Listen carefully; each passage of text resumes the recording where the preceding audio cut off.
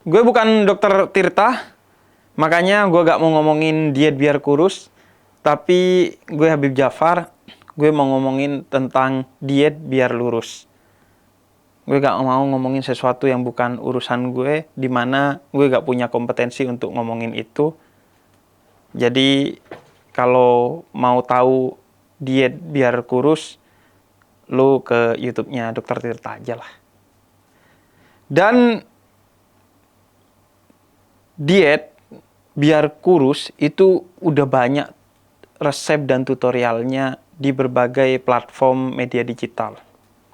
Dari diet keto, pengen tahu tuh, kepo. Sampai intermittent fasting, diet dengan metode seperti berpuasa. Nanggung ya, sekalian aja puasa. Kurus sekaligus lurus. Tapi yang jarang dibahas, termasuk oleh para pendakwah, itu adalah diet biar lurus. Karena ini soal tasawuf atau spiritualitas Islam yang seringkali tidak banyak dieksplorasi dan didakwahkan oleh pendakwah-pendakwah di Indonesia. Karena kecenderungan dakwahnya seringkali membahas tentang perkara-perkara hukum atau fikih atau perkara-perkara tentang muamalah atau hubungan antar manusia. Nah, sedangkan yang gue mau bahas itu tentang aspek spiritualitas dalam Islam. Ada yang namanya diet biar lurus. Artinya satu diet agar hidup kita semakin lurus, lurus di dunia, sehingga kita bisa selamat di akhirat dan bahagia di dunia. Bagaimana caranya? Kita akan belajar dari para spiritualis muslim yang memang menjadikan diet agar lurus ini sebagai salah satu tema penting. Dan pada prinsipnya, diet biar lurus itu adalah dengan riyadhah, yaitu olah batin. Beda dikit dengan diet biar kurus yang biasanya dengan olahraga. Di antara para spiritualis muslim yang membahas tentang ini adalah Imam Ghazali dalam Ihya Ulumuddin. Beliau memberikan resep untuk kita diet biar lurus. Dan menurut beliau, serta beberapa spiritualis muslim secara umum, itu prinsipnya adalah mengurangi 3 hal atau 3 perkara. Yang pertama adalah makan, yang kedua tidur, dan yang ketiga berbicara. Mengurangi tentu berbeda dengan tidak sama sekali. Mengurangi artinya meminimalisir agar tidak berlebihan. Karena prinsip dalam Islam, wallahu la yuhibbul musrifin. Allah tidak suka kepada segala sesuatu yang berlebihan. Bahkan berlebihan dalam menjalankan agama hingga tapal batas di luar kemampuan kita. Ittaqullah mastata'tum. Bertakwalah kepada Allah semampu kamu. Bukan dipaksakan atau seharusnya dengan mengacu kepada orang-orang di luar yang tapal batas kemampuannya berbeda dengan kita. Karena itu Nabi Muhammad pernah menegur seseorang yang berpuasa sunnah berlebihan hingga gak makan sahur, bersolat sunnah berlebihan hingga gak tidur, dan menahan nafsu hingga dia tidak menikah. Bertakwalah semampunya, bukan seharusnya hingga kamu terpaksa dan berlebihan yang menyebabkan kamu menzalimi diri kamu sendiri. Maka mengurangi artinya mencari titik yang tepat agar tidak berlebihan tapi juga tidak berkekurangan. Karena Islam memang agama yang wasatiyah atau tengah-tengah, yang proporsional.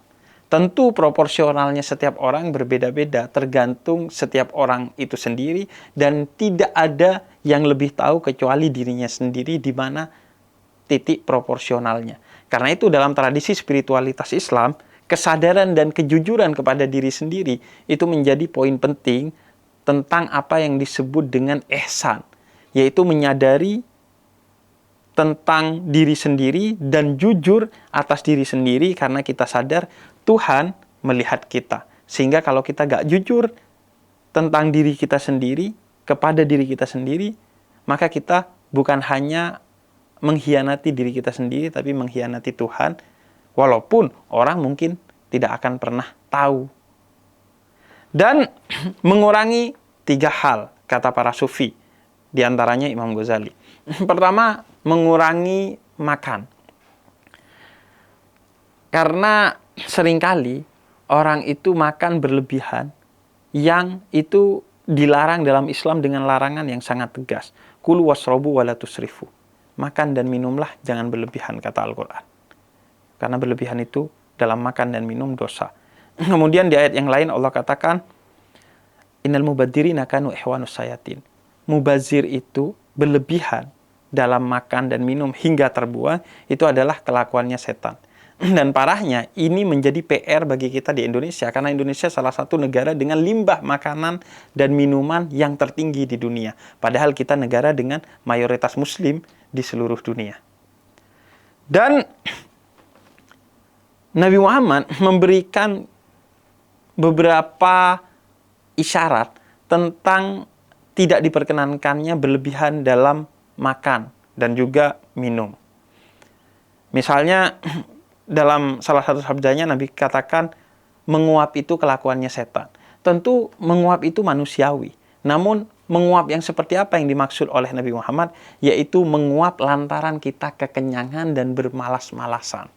Karena itu bahkan diatur oleh Nabi Muhammad bukan hanya larangan berlebihan dalam makan dan minum, tapi treatment bagaimana agar kita tidak berlebihan dalam makan dan minum, berupa diajarkan bahkan oleh Nabi Muhammad cara duduk ketika makan dan minum. Yaitu kira-kira seperti kita sedang tasyahud dalam sholat atau mengangkat kaki kanan kita agar posisi perut kita tertahan sehingga kita tidak berlebihan dalam makan dan minum. Dan Sayyidina Ali bin Abi Thalib pun menegaskan bahwa pentingnya mengurangi makan dan minum adalah simbol kedaulatan kita terhadap fisik kita, khususnya terhadap perut kita. Simbol bahwa yang mengendalikan kita bukan nafsu, bukan fisik, tapi hati dan pikiran yang jernih, yang tulus, yang sifatnya metafisik. Karena kata Sayyidina Ali bin Abi Thalib menyindir kita, seseorang yang dikendalikan oleh perutnya, maka harga dirinya tidak lebih dari apa yang keluar dari dalam perutnya, yaitu kotoran. Sehingga kita dididik untuk menjadi tuan bagi perut kita, bukan dikendalikan oleh perut kita. Dan lagi-lagi masalah orang Indonesia seringkali dikendalikan oleh perutnya. Sehingga kalau lapar dia marah, kalau kenyang dia bego. Oleh karena itu para spiritualis muslim mengajarkan kepada kita untuk mengurangi makan, tidak berlebihan, agar makan sekedar agar kita hidup, bukan hidup untuk makan. Karena kalau kita hidup untuk makan, kita akan melakukan apa saja hingga sesuatu yang subhat atau bahkan haram untuk sekedar memenuhi perut kita, hingga harus mencuri dari sesuatu yang seharusnya menjadi hak orang lain. Kemudian yang kedua, itu adalah mengurangi tidur. Tentu bukan berarti nggak tidur.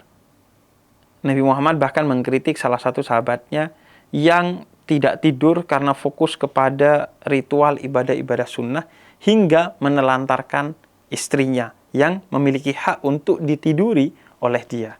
Nabi Muhammad juga mengkritik seseorang yang tidak tidur karena fokus melakukan sholat malam. Kata Nabi, berikan hak bagi tubuhmu untuk juga beristirahat di malam hari. Bahkan Al-Quran menegaskan bahwa siang hari waktunya kamu bekerja dan berkarya, dan malam hari waktunya kamu beribadah juga beristirahat. Karena itu kita dididik untuk tidak tidur berlebihan, kurangi tidur. Berikan waktu ketika orang asik tidur untuk kamu bangun guna mendekatkan diri kepada Tuhanmu agar kamu bisa lebih lurus dalam hidup. Kenapa? Karena sebagaimana disampaikan dalam surat Al-Isra ayat 79, Allah memerintahkan kepada kita yang mampu untuk menambah ibadah wajib kita dengan ibadah sunnah yang sangat penting, yaitu sholat tahajud. Bahkan bagi Nabi Muhammad, sholat tahajud itu adalah satu kewajiban karena besarnya nilai-nilai dalam sholat tahajud, yakni lantaran jarak terdekat seorang hamba dengan Tuhannya itu di saat dia sujud, dan waktu terdekat seorang hamba dengan Tuhannya itu di sepertiga malam. Yang keduanya ada pada ritual tahajud, bersujud di sepertiga malam. Artinya, kita dituntun untuk mengurangi tidur, untuk mendidik fisik kita agar tidak berlebihan dalam tidur dan tidak hanya fokus untuk tidur. Tapi saat orang menikmati tidurnya, kita terbangun untuk bermesraan dengan Tuhan kita dalam tahajud kita. Dan kalau lo belum bisa tahajud, paling tidak lo memiliki niat untuk tahajud. Niat bukan sekedar di hati, tapi diimplementasikan dalam bentuk ikhtiar atau usaha berupa misalnya lo pesen ke pasangan lo untuk dibangunin. Kalau lo masih jomblo, paling nggak pasang alarm lah. Kalau nggak bangun, yang penting udah niat. Dan niatul mukmin khairun min amalih. Kata Nabi Muhammad, niatnya seorang mukmin itu lebih dari apa yang telah dilakukannya. Di sabda yang lain, Nabi katakan, seseorang yang sudah berniat tapi kemudian tidak menjalankannya karena sesuatu dan lain hal yang di luar kendalinya, maka ia telah dihitung telah menjalankan sesuatu yang diniatkannya secara sempurna, mendapatkan pahala yang sempurna seolah-olah telah menjalankannya. Kalau lu pasang alarm bangun, tapi lu capek gak kuat untuk sholat, paling tidak lu ingat Allah. Syukur-syukur lu bisa berzikir walaupun satu kata, yaitu ya Allah gitu. Kalau bisa syukur-syukur sampai wudhu tapi gak kuat yang mau sholat, ya paling tidak zikir dan sholawat. Syukur-syukur kalau lu bisa sampai sholat.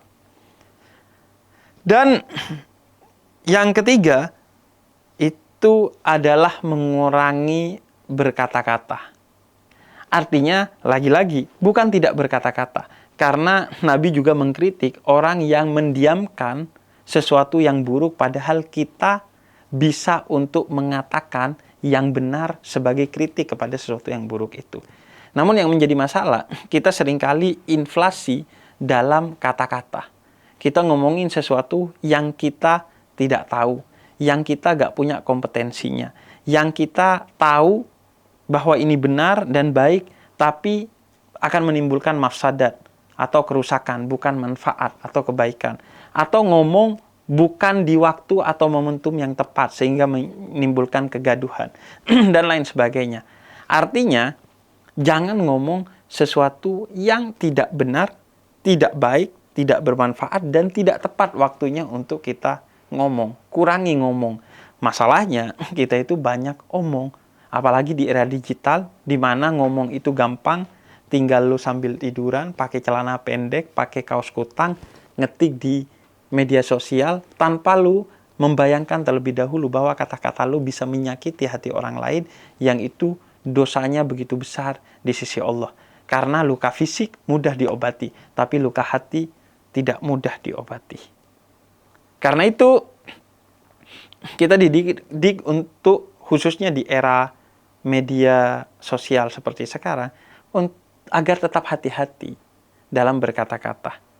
Jangan berkata-kata, jangan nge-share, jangan komentar, jangan nge-like sesuatu yang lu tidak bisa mempertanggungjawabkannya.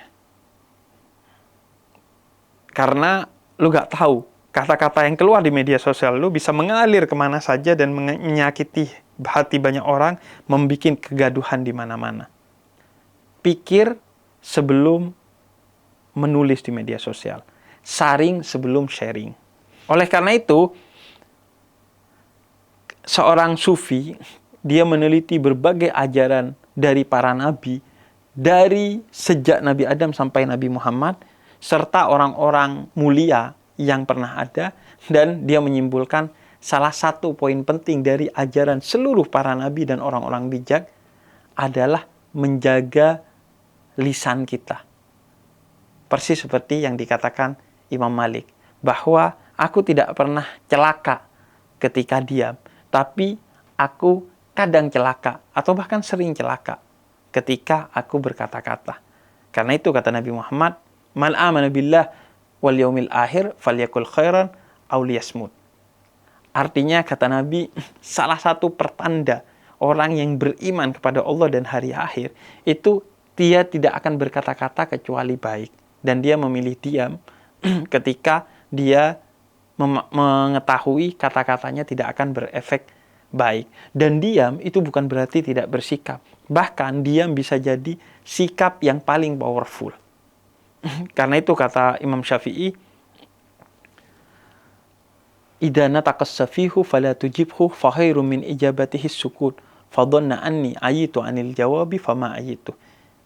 Ketika orang bodoh datang mengajak berdebat kepada kita, maka diamlah. Dan kalau kamu bertanya, jawaban apa yang paling tepat? Tidak ada lain kecuali diam sebagai jawaban. Diam bukan berarti pasif, diam itu aktif, jawaban kata Imam Syafi'i. Dan pasti dia akan menganggap kamu gak mampu menjawab. Tapi katakan kepada dirimu, bukan kepada dia, bahwa sebenarnya kamu mampu menjawab, tapi kamu memilih diam agar kondisinya lebih baik. Salah satu puncak dari keikhlasan dan kerendahan diri kita adalah kita memilih diam, padahal kita mampu berkata-kata demi kebaikan yang lebih besar dari kita berkata-kata. Dan bukan hanya kita, tapi dunia sedang mengalami apa yang Tom Nichols tulis dalam karya berjudul Matinya Kepakaran, sebagai dunia yang sedang terlalu banyak basa-basi yang tidak perlu, yang dilontarkan oleh orang yang tidak tahu, bahkan dengan menyalahkan, mendiskreditkan, membuli orang yang pakar di bidangnya. Dunia sedang bising oleh orang yang tidak tahu, tapi sok tahu, dan mendiskriminasikan orang yang benar-benar tahu. Itulah yang disebut dengan matinya kepakaran. Karena itu, mengurangi berbicara adalah sesuatu yang mulia agar hidup kita lebih lurus. Terlebih di era seperti saat ini. Dan puncaknya seperti apa yang diperintahkan oleh Allah kepada Sayyidah Maryam, ibu mulia dari manusia mulia bernama Nabi Isa. Ketika beliau melahirkan anak tanpa ayah dari anak itu dan suami dari Sayyidah Maryam tersebut, dan semua orang memfitnah beliau, beliau diperintahkan oleh Allah untuk as-saum, artinya berpuasa untuk ngomong. Lantaran omongan tidak lagi bermanfaat. Dan kita berada di zaman yang semacam itu. Seringkali omongan tidak lagi bermanfaat.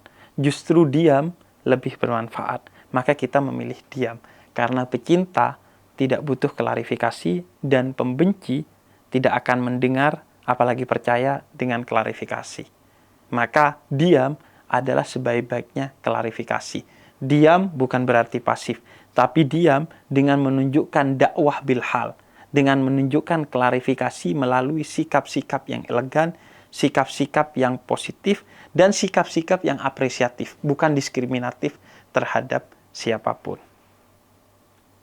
Diet biar lurus adalah sesuatu yang dibutuhkan oleh kita saat ini, dan sebelum gua ceritain ini ke lu, gua berusaha untuk menginternalisasi nilai-nilai ini kepada diri gua.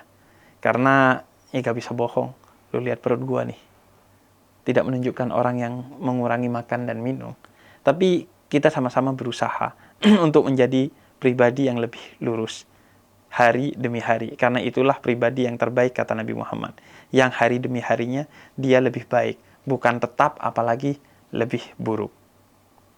Mengurangi makan, mengurangi tidur, mengurangi berbicara.